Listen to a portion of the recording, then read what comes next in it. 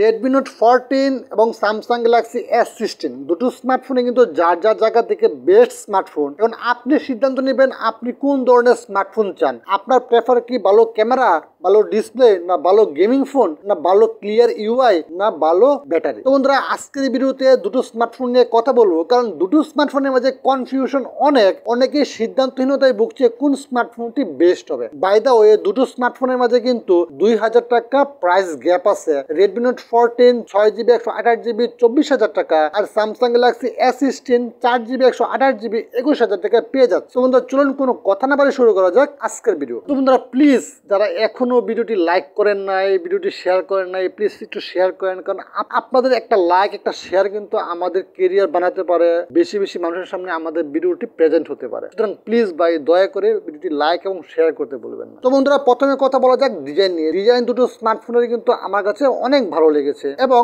যদি আমি কথা বলি বিল্ড কোয়ালিটি, তাহলে দুটো স্মার্টফোনে কিন্তু প্লাস্টিকের বিল্ডার, কিন্তু হ্যাঁ সামনে গরিলা গ্লাসের প্রোটেকশন দেওয়া আছে। এখন যদি বাটন এবং পুশ নিয়ে কথা বলি, তাহলে দুটো স্মার্টফোনের বাটন এবং পুশ মোটামুটি সিমিলার, কিন্তু হ্যাঁ আপনি যদি ভালো স্পিকার চান তাহলে আপনি রেডমি নোট 14 সিলেক্ট করতে পারেন, এবং যদি আয়ার বাস্টার চান তাহলে আপনি রেডমি নোট 14 সিলেক্ট করতে পারেন। কারণ রেডমি নোট 14 এ আয়ার বাস্টার এবং ডুয়েল স্পিকার দেওয়া হয়েছে, যেটা কিন্তু আপনি স্যামসাং গ্যালাক্সি S16 এ পাচ্ছেন না। এটা হলো ক্লিয়ার একটি পার্থক্য। এখন যদি আমরা ইনএন ফিলিং নিয়ে কথা বলি, তাহলে দুটো স্মার্টফোনে ইনএন ফিলিং যথেষ্ট ভালো, এবং ফ্ল্যাট ডিজাইন হওয়ার কারণে আপনি হাতে নিয়ে মোটামুটি ভালো কমফোর্টেবল ভাবে ইউজ করতে পারবেন। এখন মধ্যে কথা বলা যাক দুটো স্মার্টফোনের ডিসপ্লে নিয়ে। ডিসপ্লে দিক থেকে দুটো স্মার্টফোনের মাঝে কনফিউশন অনেক। কেন বলতেছি, স্যামসাং গ্যালাক্সি S16 এর যে ডিসপ্লেটি সেটা কিন্তু আমার কাছে অনেক পার্সোনালি অনেক ভালো লেগেছে। অ্যামোলেডের যে একটা পিওর এক্সপিরিয়েন্স সেটা কিন্তু আমরা এই ডিসপ্লে থেকে পাচ্ছি রেডমি নোট 14 এর থেকে। এখন রেডমি নোট 14 কিন্তু আপনি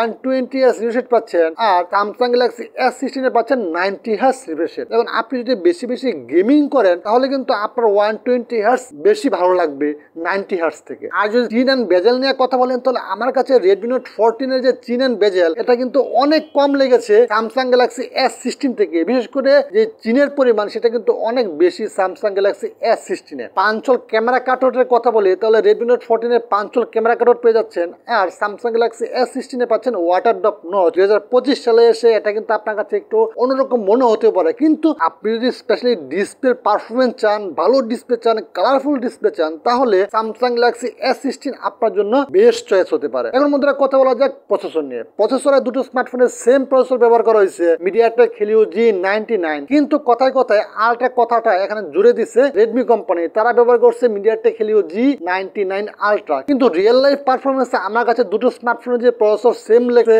এবং আপনি গিগবেঞ্চ স্কোর এখানে দেখতে পারেন সেম, কিন্তু এখানে গিগবেঞ্চ স্কোরও দেওয়া হয়েছে। সুতরাং পারফরমেন্সের দিক থেকে দুটো প্রসেসরের মধ্যে কোনো রকম পারফরমেন্স আপনি পাবেন না রিয়েল লাইফে। Same gaming setting, same performance, মাল্টিটাস্কিংও সেমই করতে পারবেন। তো বন্ধুরা ক্যামেরা নিয়ে কথা বললে আপনি দুটো স্মার্টফোনে কিন্তু ট্রিপল ক্যামেরা সেটআপ পেয়ে যাবেন। রেডমি নোট 14 এ পেয়ে যাচ্ছেন আপনি 108 মেগাপিক্সেলের মেইন ক্যামেরা এবং 2 মেগাপিক্সেলের মাইক্রো এবং depth sensor. Samsung Galaxy S16 এর পেয়ে যাচ্ছেন 50 মেগাপিক্সেলের মেইন ক্যামেরা, 5 মেগাপিক্সেলের আল্ট্রা ক্যামেরা এবং 2 মেগাপিক্সেলের ডেপথ সেন্সর। তো বন্ধুরা ক্যামেরার পারফরমেন্স আমার কাছে দুটো স্মার্টফোনের কিন্তু মোটামুটি সিমিলার লাগছে, কিন্তু হ্যাঁ রেডমি নোট 14 ক্যামেরার দিক থেকে মাঝে মাঝে এগিয়ে যাচ্ছিল, আবার মাঝে মাঝে স্যামসাং গ্যালাক্সি S16 এগিয়ে যাচ্ছিল। কিন্তু আপনি যদি ক্লিয়ার একটি এক্সপিরিয়েন্স চান, যেমন স্যামসাং এর ইউআই, সেটার দিক থেকে কিন্তু অপটিমাইজেশনের যে একটা সুফল সেটা কিন্তু আপনি স্যামসাং এ পেয়ে যাবেন রেডমি থেকে। কারণ রেডমিতে অনেক বাগ বাল্লুক থাকে, অনেক ফালতু অ্যাপস থাকে, যেটা কিন্তু আপনি স্যামসাং গ্যালাক্সি S16 এ পাবেন না। কিন্তু হ্যাঁ এটা মেইন যে ইউআই সেটা থেকে অনেক কিছু কাটসাট করে দেওয়া হয়েছে এখানে, কারণ স্যামসাং কোম্পানি সবসময় বড় বড় দামি দামি ফোনগুলোতে তারা সব ফিচার দেয়, কম দামি মোবাইলগুলো আছে সেখানে কিন্তু তারা এত ফিচার দেয় না। তারপরও ক্লিয়ার একটা এক্সপিরিয়েন্স, আপনি স্ট্রক অ্যান্ড্রয়েড, তারপরে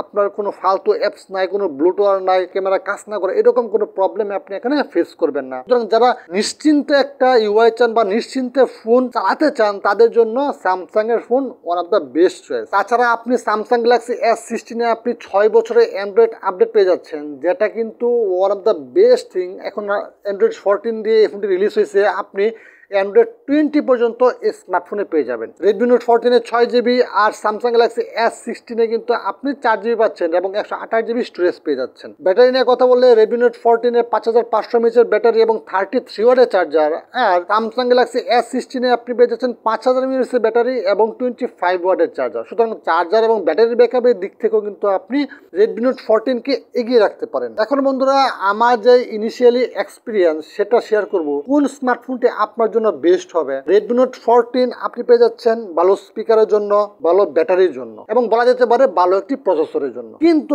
এদিকে স্যামসাং গ্যালাক্সি S16 আপনি পেয়ে যাচ্ছেন good camera, good display, good UI, 6 year Android ওয়ারেন্টির জন্য। তো বন্ধুরা, এই ছিল আজকের ভিডিও। আশা করি ভিডিওটি ভালো লেগেছে আপনাদের। যদি ভিডিওটি ভালো লেগে থাকে অবশ্যই চ্যানেলকে সাবস্ক্রাইব করে ভিডিওটি লাইক করতে ভুলবেন না এবং বেশি বেশি করে ভিডিওটি শেয়ার করবেন।